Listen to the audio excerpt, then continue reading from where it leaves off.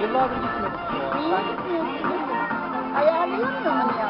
Ya biraz pahalandı dedi en son. Bir de işte Barış'ın şeyi falan, Yağmur'un okulu, Barış'ın okulu falan. Hayır canım, sadece bileşime kullanıyordu bizim günübirlik. Gidebilirsin. Hayır, ben şimdi bak gideyim oraya. Benim elimde bir kartla ben girebilirim gündüz havuza denize. Nerede duş Yapmam alacaksın? şart Nerede değil. duş? Allah. Tabii, yapmam şart değil. Ama niye? Arabaya binerken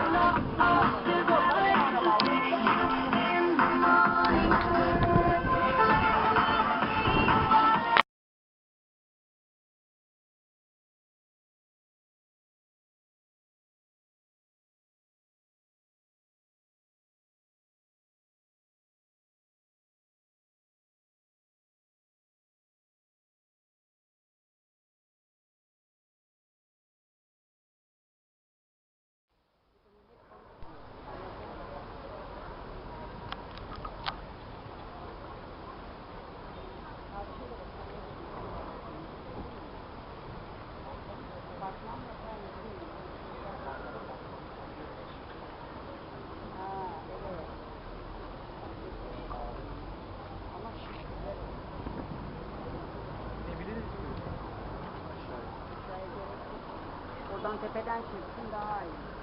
Karşıyı çekin, köprünün öbür yana.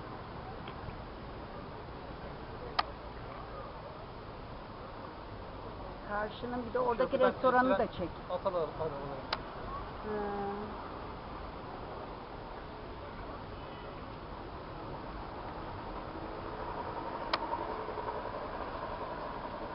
Tarihi de.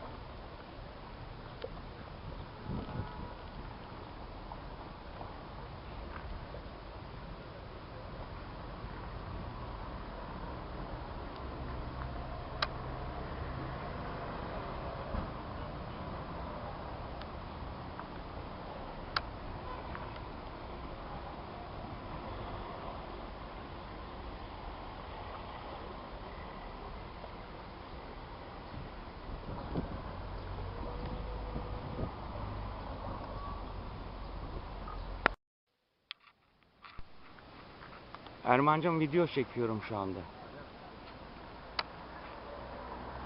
Gelenleri de çekin. Evet.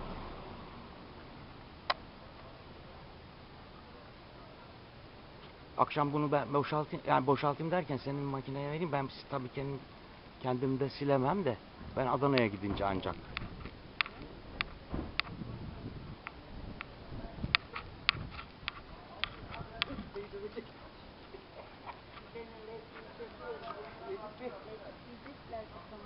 Çocuklar hep yapıyor Necip Bey. Proje çalmaya gelmiş.